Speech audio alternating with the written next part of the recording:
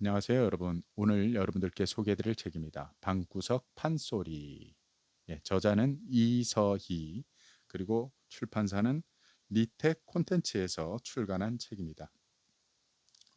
이 책은 우리나라의 어떤 그 판소리, 여러 그 판소리들을 모아서 저자가 이제 그 판소리를 해석해주고 거기에 이제 우리에게 오늘날 주는 어떤 그런 삶의 메시지, 교훈적인 내용 이러한 것들을 담은 책입니다. 우리나라에 뭐 여러 그 판소리들이 많이 있죠. 뭐 춘향가도 있고 또 뭐 별주부전 뭐 이런 것도 있는데 오늘 제가 여러분들께 소개해드리고 싶은 그 부분은 바로 심청가입니다. 심청가. 심청가 여러분들 잘 아시죠? 뭐 효녀 심청이 여기에 초점이 많이 맞춰져 있죠. 그런데 이 책의 내용을 보다 보니까 저도 몰랐던 내용이 있어서 여러분들께 소개를 한번 해볼까 합니다.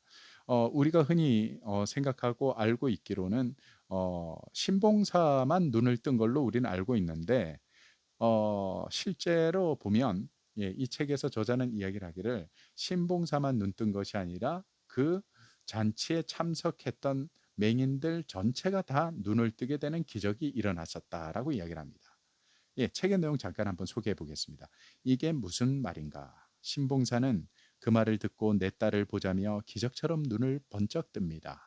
신봉사 눈 뜨는 소리에 잔치에 있던 모든 맹인들의 눈도 덩달아 밝아지고 집안에 있는 맹인, 배 안의 맹인, 배 밖의 맹인 모두가 눈을 뜨고 천지개벽을 맞이하게 되어 세상의 빛이 쏟아지는 경험을 하게 되는 것이었습니다. 라고 이렇게 이제 저자가 해석한 대목이 있고 밑에 이제 이렇게 파란색은 그 판소리 원본이 이렇게 이제 수록되어져 있습니다.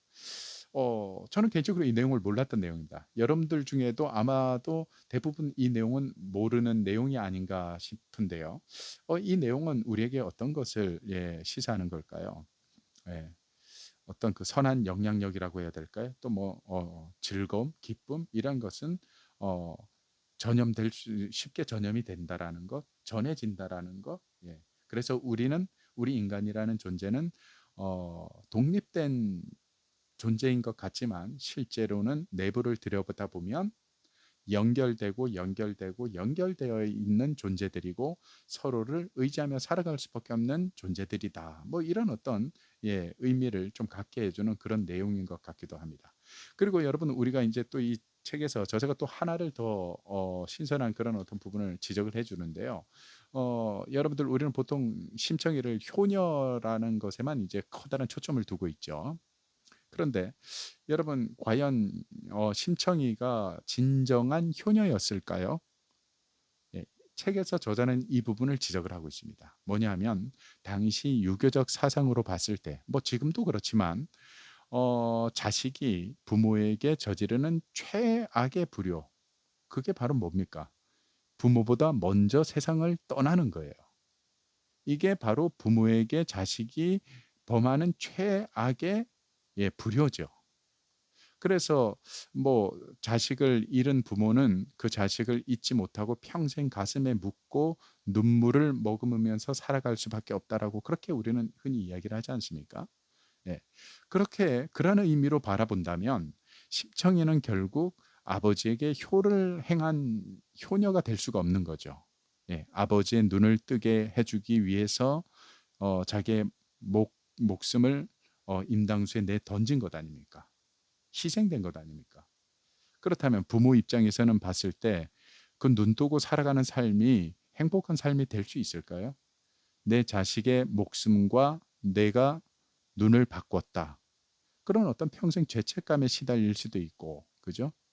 평생 그 자식을 가슴에 묻고 눈물을 머금고 살아가야 되는데 이게 과연 올바른 효녀의 행동이었냐라는 거죠. 예. 이런 의미로 고민을 해보면 효녀는 결국 심청이가 효녀가 아니었다. 최악의 불효를 저지른 아주 불효녀였다라고 이렇게 우리가 해석을 할 수가 있겠죠. 그래서 제가 이 내용을 가지고 독서 토론을 하면서 우리 회원님들한테 이제 한번 질문을 던져봤습니다.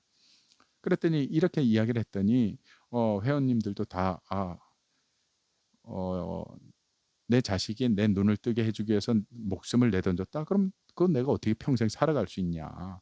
살아도 그게 사는 거겠냐? 다 다들 똑같이 그렇게 말씀들을 하세요. 그런데 제가 이제 한번 다르게 질문을 드려봤습니다. 그런데 그러면 반대로 내 자녀가 앞을 못 본다. 근데 내 목숨을 내던져서 내 자식을 살릴 수 있고 눈 뜨는 게 아니라 내 목숨을 맞바꿔서 내 자식을 살릴 수 있는 일이라면 다들 어떻게 할 수 있겠냐라고 질문을 드렸습니다. 그랬더니 그 회원님들은 다 부모님이 된 입장들이시거든요.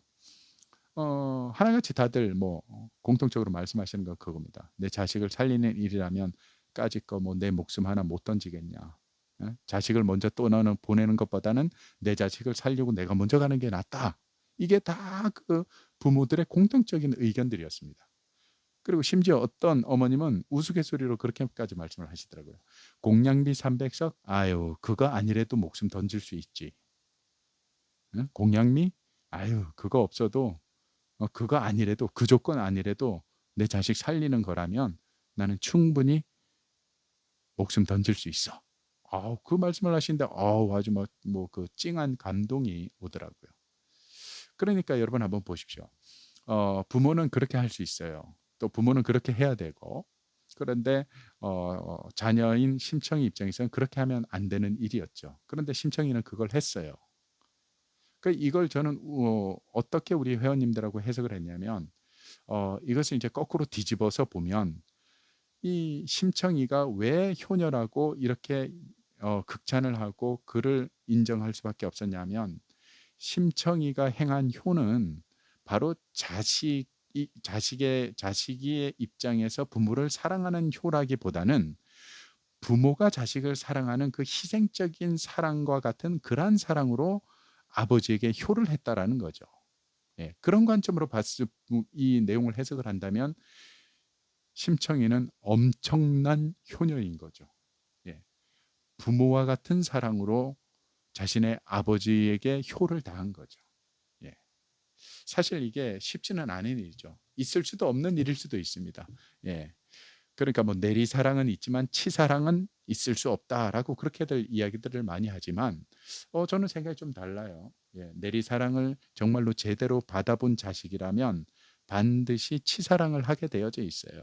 예, 물론 이제 자신이 성장을 해서 자기 자녀에게 똑같이 그 이상으로 부모에게 받은 사랑을 자기 자식에게 주겠지만 부모에게 내리사랑을 제대로 받은 자식이라면 반드시 그 부모에 대해서도 치사랑을 하게끔 되어져 있다라는 거죠.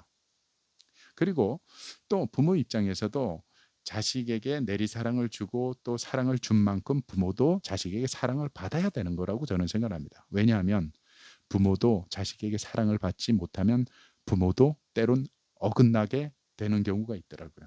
예, 그게 바로 뭐 고부간의 갈등이나 뭐 어떤 그런 갈등에서 또 오는 그런 어떤 문제점들로 우리가 흔히 보지 않습니까? 예, 그래서 저는 이 책에 등장하는 그 심청가를 통해서 그런 생각을 한번 해보게 됩니다. 심청이가 정말 아버지에게 신봉사 아버지에게 행한 효는 정말로 부모와 같은 어떤 그런 희생적인 그런 사랑으로 정말로 효를 다한 어떤 그런 진정한 효녀였구나라는 그런 어떤 느낌을 받으면서 우리 회원님들과 그 어떤 부모 입장에서의 어떤 자식 사랑 또 자식 입장에서 부모를 어떻게 사랑할 것인가에 대한 이런 여러 가지들을 우리가 함께 의견을 나누고 고민을 하면서 아주 큰 감동을 받은 그런 어떤 경험이 있습니다. 바로 이 책을 통해서 나누면서 이제 그런 어떤 경험을 저희들이 하게 됐는데요. 뭐 이 책에는 뭐 여러 이제 우리나라의 그 판소리들 다 등장을 하고 있습니다. 그래서 저는 개인적으로 여러분들이 이 책을 통해서 이런 어떤 그 고전이지 않습니까? 우리나라의 어떤 뭐 책에서 저자는 이야기를 하기를 조선의 오페라다. 예, 해외 오페라만 유명한 것이 아니라 조선의 오페라, 우리나라의 어떤 이 판소리 오페라가 왜 이렇게 역사적으로 계속 흘러내려오면서 우리에게 어떤 삶의 교훈을 주고 또 거기에서 우리가 위로를 받고 또 공감하고 이런 것들이 어떻게 이런 일이 일어날 수 있을까? 예, 뭔가 그 어떤 삶이라는 어떤 그 테두리 안에서 이 작품들이 해석이 되어지기 때문에 우리가 거기에서 우리의 어떤 그 공통점들을 발견하게 되는 거겠죠. 예, 오늘 제가 여러분들께 소개해드린 책이었습니다. 방구석 판소리. 예, 다음에 또 좋은 책 가지고 여러분들 찾아뵙도록 하겠습니다. 고맙습니다.